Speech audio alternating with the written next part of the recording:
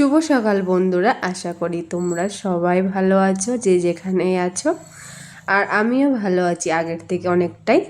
তো এই যে সকাল হতেই আর কি রান্নাবান্নার ওই দিকটাতে না আমার আর ভিডিও করা হয় না, কারণ তখন এতটাই ব্যস্ত থাকি তখন আর কোনো ভিডিও করার সুযোগটাই হয়ে ওঠে না।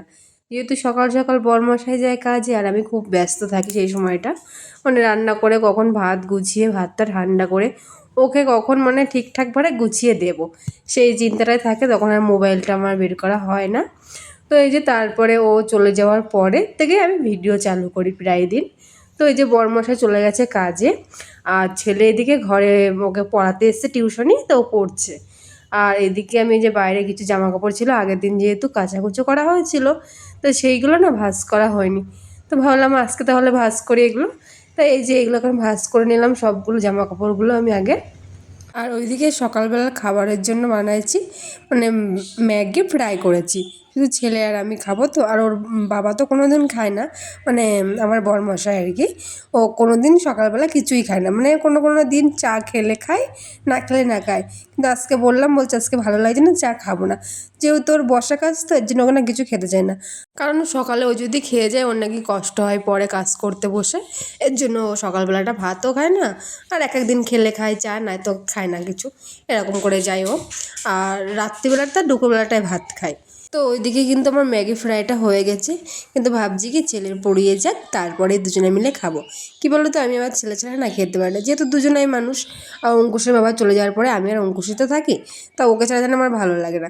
ও যখন খাবে তখনই আমি খাবো, কারণ এখন ওকে পড়াচ্ছে, থাক তাহলে আমি এখন খাবো না। এখন আমার যে কাজগুলো রয়েছে তাহলে সেই কাজগুলো আগে সেরে নিই। এর জন্য এই যে জামাকাপড়গুলো আগে ভাঁজ করে নিলাম, যেহেতু এই কাজগুলো ছিল। তো তারপরে জামা কাপড়গুলো সব ভাঁজ করে রেখে ভালো করে গুছিয়ে তারপরে এখন আমি চলে যাব ঘরে। আর এই যে ঘরে চলে এসেছে, আর এদিকে ওকে পড়িয়ে চলে গেছে ওর দিদি।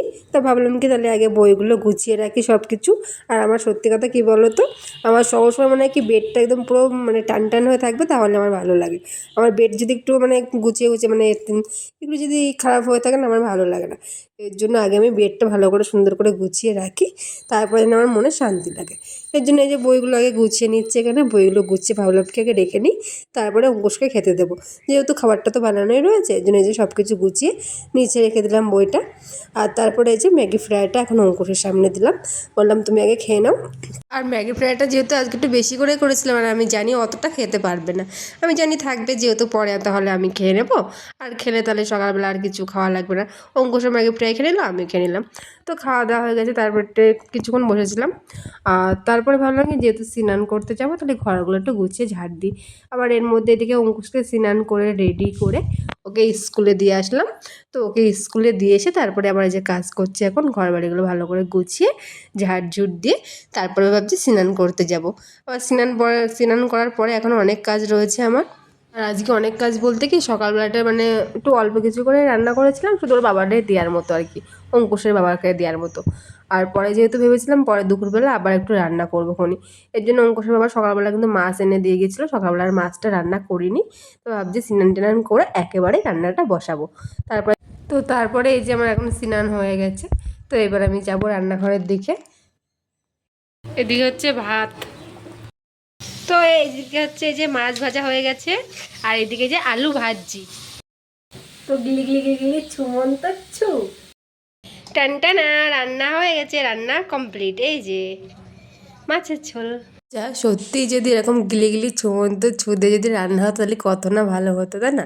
আমি তো একটু জাস্ট তোমাদের সাথে মজা করলাম।